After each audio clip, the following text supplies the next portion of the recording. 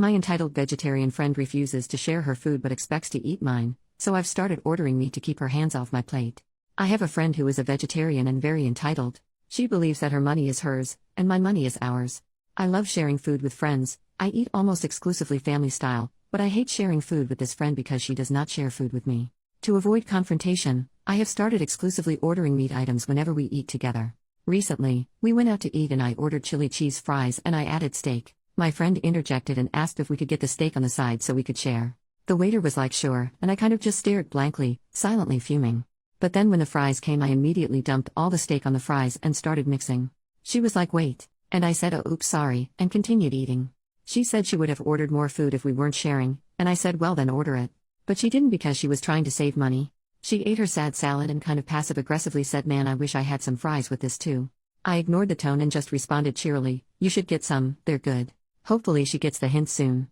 Edit. Okay, I'm sick of saying this but this person does not respond well to criticism. Friends have tried and failed to bring up issues about money with this person before. It does not end well. I am prioritizing my own mental health over being mature and doing the right thing. Go watch an after-school special. Relevant comments. Commenter, genuine question, has anyone ever expressed that it annoys them when she does this? Sometimes people don't realize they're being annoying. If you haven't already, I would try to set the boundary that you don't mind sharing food if she also shares food. Tell her that you understand she needs to save money, but that it doesn't mean that you can afford her to keep eating your food too. If she doesn't take it well, that's a sign to distance yourself. If she apologizes and works on it, it could be genuine ignorance. OP, yes there have been multiple attempts at boundary setting in the past all the way from when we were little. That is when I learned that most people would rather keep the peace by placating the dramatic person rather than hold the dramatic person accountable. She is manipulative. There was a whole issue at prom where she didn't pay her share for the limo, the kid who did would not let her on, she cried, the kid's parents felt bad and covered for her and made the kid apologize. She always has a sob story, she is always the victim. I have even offered her to apply for a job in the past where I work as a busser, because I too thought she just needed help before my eyes were opened. She said to my face, I could never bus tables, is there a host position open? This isn't her only thing, she is manipulative and selfish in every single way. Some people see it, some people don't, and until everyone sees it, I'm not going to be the hero that calls her out on it. Update 2 months later, long story short, I'm no longer friends with Mooch. Another instance happened that was the catalyst for me, but I didn't make a dramatic show of anything, I just slowly stopped going on outings where Mooch was invited. All of my friends seemed to think Mooch isn't that bad so they weren't really wanting to ice her out for me which is totally understandable. But this unfortunately means I stopped hanging out with most of my friends. That is until last week. My friends had planned a short spring break trip to Mexico. I didn't go because Mooch was invited.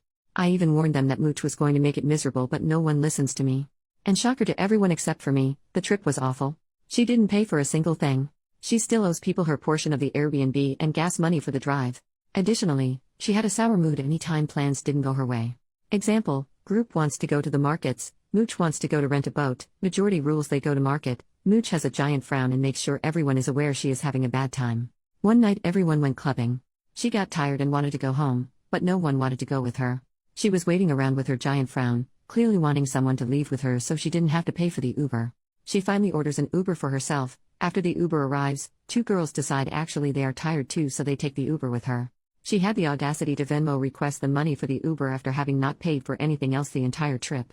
And one of the girls she Venmo requests was the one that paid for the Airbnb that she still had not paid her back for. For the record, everyone else took turns paying for Ubers, no one Venmo requested each other for that. This was the first and only Uber Mooch ever paid for. That girl immediately starts a group chat with a couple of people on the trip and me with my favorite thing to hear, oh my gosh OP, you were right. Then I got to sit back and just watch as everyone word vomits to me everything terrible that happened on the trip. So it sounds like these 5 people plus me is done with her. Not sure how the rest of the group feels, but at least I have 5 people I can hang out with regularly again. OP responds to a comment saying that the chili fries wasn't even her actual final straw. My final straw was actually when I was her ride to a group activity. Right before I was about to leave, my mom decided to pick a fight with me about my room being a mess. When my mom and I fight, she can be kind of mean, so I was sobbing. And my friends know this. I texted my friends that I couldn't come anymore because my mom grounded me. Mooch said but you were my ride.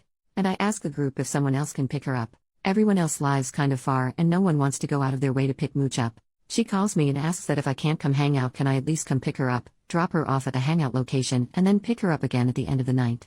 She even said I feel like your mom would understand, you made the commitment to drive me. I just said no, and to her credit she accepted it and then ends with well that sucks, I hope you feel better because she can tell I've been crying. That was it for me.